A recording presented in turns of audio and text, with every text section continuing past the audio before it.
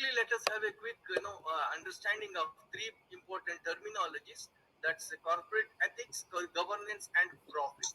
So the best part of the business is what? Business means what? Being good is a good business. So you can see what is a good business. The good business is nothing but being good. So which means what? Doing well by doing good. So that's the concept of good business. So you are going to make profit. Profit means what? Revenue minus expenses will be profit. So when you make that revenue, when you are generating revenue, so you should consider ethical aspects of your business. So doing good by doing good is a good business actually. So that should be the focus of our today's business. So we should not just behind the profit. So we should make the profit by doing something good. To whom? By doing good something for people as well as planet. So that should be our focus. So when it comes to ethics, what exactly that is? Ethics is a kind of value system.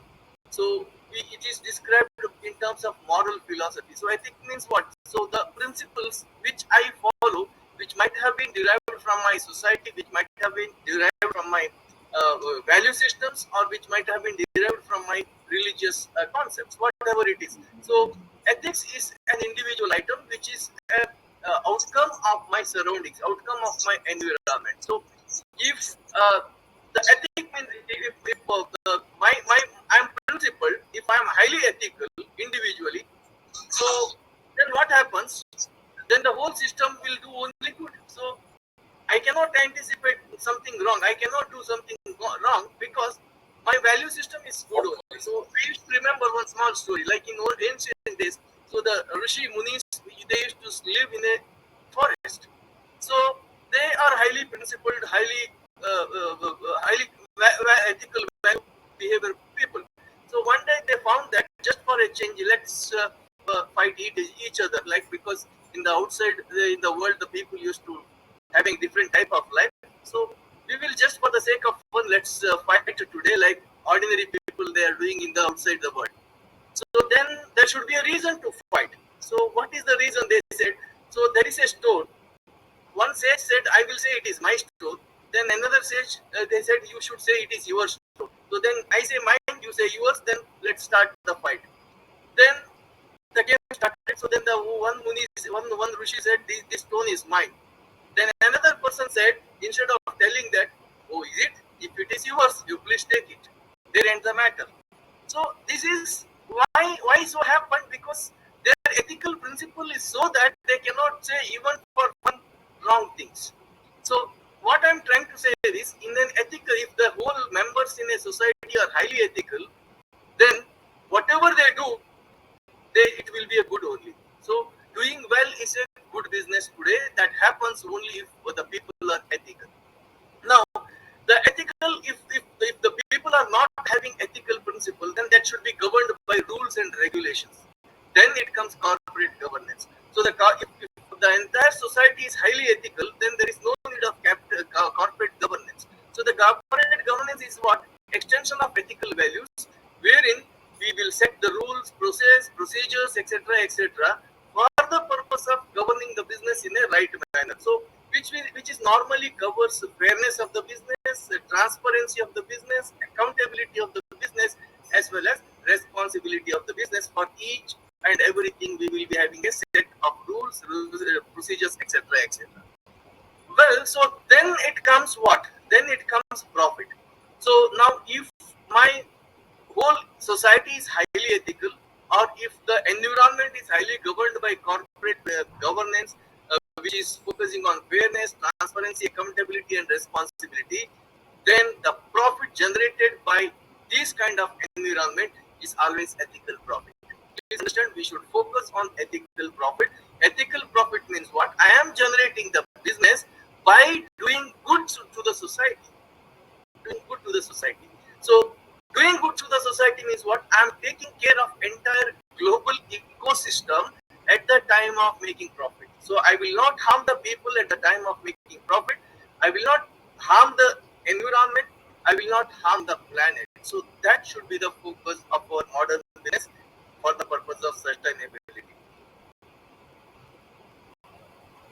Now coming to the ethics and economic cost. So This is a very important thing you have to understand. Whenever we wanted to develop ethical values in our organization, it should come from the leadership. If my organization is run by an ethical leader, he is highly ethical, my organization climate, my organizational business, my organizational operations, everything will be highly ethical. So that's why all the higher education institutions, this is my sincere submissions, we are creating the future leaders. So when we are creating future leaders, we should focus on the focus on value systems at the time of leadership. So that's why the higher education institutions should create ethical leadership who can contribute to the society by doing good to the society. So ethical leadership is very important in today's world so that we can create an ethical environment or ethical society. If you look at the example of Enron, Washington Mutual Fund, Lehman Brothers, all these companies did extremely well during the initial stages. They did millions of dollars of profit, but one fine day they have collapsed. Because of what? Because of greediness, unethical values of the leaders. So all these things happens. What if the leadership is unethical, then that's only the growth is temporary and the things will collapse one fine day. And coming to the matter of unethical behaviors, to what extent it is costing, please understand across the world, $2 trillion, $2 trillion per year is the cost of the corruption. The cost of the because of the corruption, it is costing to the entire planet, to entire global, it is 2 trillions. Please understand, if there is a corruption in our society, please understand the services as well as goods will be costlier. If there in an if the system is unethical, if the system is unethical, or if the society is practicing more unethical practices, then naturally I as a customer have to pay higher price for the products and services which I am going to buy in the market. Because let's assume today afternoon when I was discussing with somebody, some other professor, he was narrating the recent incident, like when he has got a complaint from one of the private university colleges. So he was telling that the somebody XYZ has demanded money to grant a license for the new degree programs. Demanded a new degree program. In order to offer new degree programs, that somebody is asking a money for the purpose of granting the permission. Let's assume if the money bribe has taken and the permission is granted, then what the college will do? This cost of the money bribe they have given to that particular officials, that will be passed on to the students. They will add it to that fees. So then what is the outcome of the unethical behavior of the people?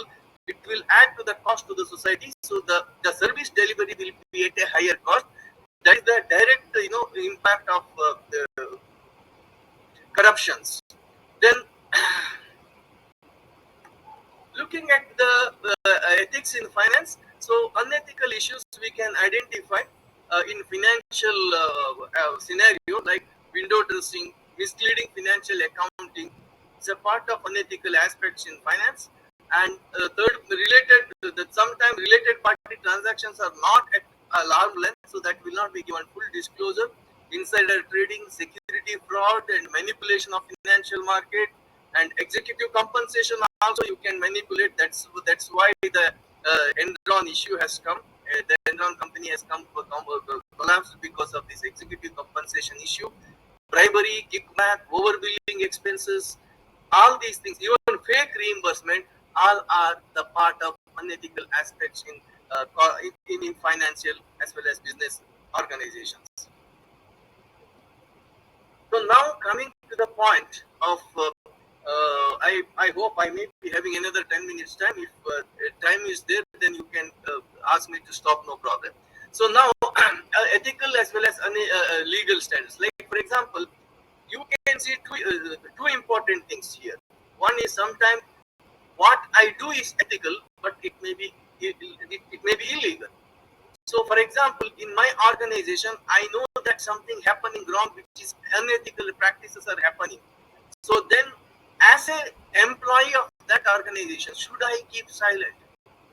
So that itself is, if I know what is happening, but if I am not able to disclose it, if I disclose it openly, then that is illegal, because I have written a this one agreement at the time of joining the job, that I will not disclose any inside information to the outsiders. But inside, if you feel that something happening wrong, if you keep silent, then what is happening? So you are going to cause damage to the society. So that's why today the modern world, you can see the whistle blowing. Whistle blowing means what? Whistle blowing means you know that something happening wrong inside your organization. You can bring it to the notice of the right authority without revealing your name. So normally in India, you know that SEBI, if you go to the SEBI portal, so there is a provision that you can submit a complaint about any corporate organization who are involving in unethical practices. So this is a whistleblowing is a good trend. So now you can see that there are many incidents happened. There are many important scandals have brought out because of whistleblowing. So that's like, if people are ethical, then they will not keep silent if something happening wrong. So they will bring it to the notice of the right authority indirectly, because if they do it directly, then it will be illegal. So like for example, this one, I have taken the recent example of this university. There is one university, Routger University, ROUTG or Routger University, that you can click this link later on. So this university recently, one of the inside employee submitted a complaint as a whistleblowing. So this company is creating a fake job for the graduated students, just to show that we have got 100% placements or something like that. So they have an agreement with the company. You take my students immediately. It's not, it's an American organization, it's an American university. So they are telling that you take my students so that I can claim 100% employee, 100% placements. Then after the few months later, then they may be fired. So this kind of, and then this is one example. Similarly, there are many examples I have here. So this can be controlled by whistleblowing. So we, as an ethical person, we have a responsibility on our end. If something happening wrong inside the organization, we should take a bold step and bring it to the notice of the right authority without revealing your name. So that's one aspect. Another aspect is unethical but legal. So you're doing something unethical, but it is legal. Like for example, in India, insider trading in stock market is unethical, and it's illegal. But in some other country, insider trading is legal. But if you do such insider trading, you will not be punished, but it is unethical. So now you, as a corporate leader, you have to balance between these two aspects. One is ethical as well, but it is illegal. Another one is unethical but legal. So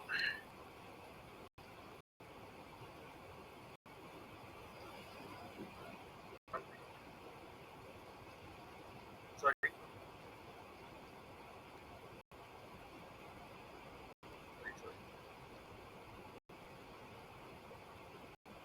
just a second. It is hanged 1 minute. Okay. Next is, there was a study taken place in 2003 by Dr. Jeffrey. Then, according to the survey, half of the corporate executives, they have expressed their opinion that the sole objective of their role in business as increasing profit for the shareholders. So half of the people, they viewed that the contributing well-being of the society is a important aspect of the business. Look at the case. So some people are thinking still that the value creation to the shareholder is the core objective of the business. Actually, it is not that. So the actual value creation should happen not at the shareholders angle. Value creation should happen at the societal angle. So that should be the focus of the modern business. So So now the triple bottom approach we have to apply. Our focus is what? Our focus is not just making profit. So at the time of making profit, we should balance the impact on the people as well as impact on the planet. So if the first speaker rightly pointed out, if you wanted to focus sustainability of a business, it is not just focusing on profit, not just focusing on people, or not just focusing on planet. So we have to make an equitable balance of profit, people, and planet, so that we can achieve sustainability. So if I focus only on profit and people, then I may be equitable, but I may not be viable to the society, viable to the planet, and that may not be variable to the planet. So that's why we have to make a combination so that my profit is equitable, my profit is brandable, my profit is viable. So when these three things are happening simultaneously, then the society, in that particular society, the business will sustain. So the traditional economic is focusing, neoclassical economics focuses on production, consumption, and profit. We are not talking anything about the ecological aspect of the business. So economics means what? Economics means creating money by consuming resources, by making production, consumption, and so on. So that is the focus. But there is nothing about the ecological system. So what is the, if making the profit by at the cost of the society, at the cost of the people, at the cost of the environment, is it sustainable? That was not focused. Today we are focusing more on ecological economics. So ecological economics means what? Ecological economics means we are not just focusing on profit. The profit is the outcome of sustainability of planet and people. So that's why the ecological economic, the modern ecological economics focuses more on sustainability of the business. So sometimes if we focus on society, if you focus on environment, that itself is creating value to the society. Take the example of one small example. There was one study, pollination. You know that when because of the pollination we are getting honey. So the pollination, who is doing this pollination? The honeybees. Let's assume if the pollination work done by the honeybees, if it is done manually, it is may not be possible, but if it is done manually, it will cost more than $2 billion per year to the society. Look at the case. So if there is if we are balancing our work with the society, then what happens? We are also getting benefit.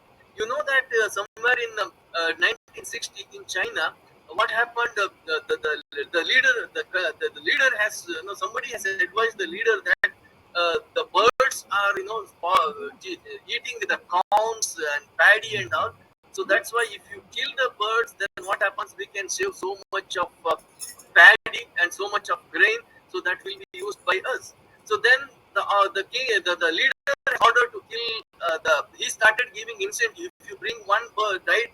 If you kill one bird and bring something, then I will give an incentive. Then people kill lot of birds. Then what was the outcome? The next outcome was it has that has led for, normally birds will eat the insects, and insect, because of the bird they are eating the insects. Naturally there is a balance.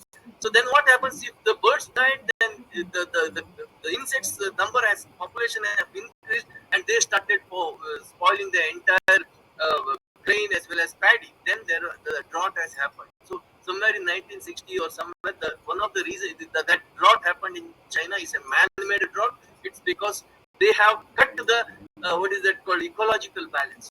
So later on, the leader has imported the birds from other countries, and then he balanced it. So this is what happens if we focus only on profit. If focus only on the profit, like we can increase the production if we kill the birds. So that has created drought during that time. So that's why ecological balance is very important aspects in modern business.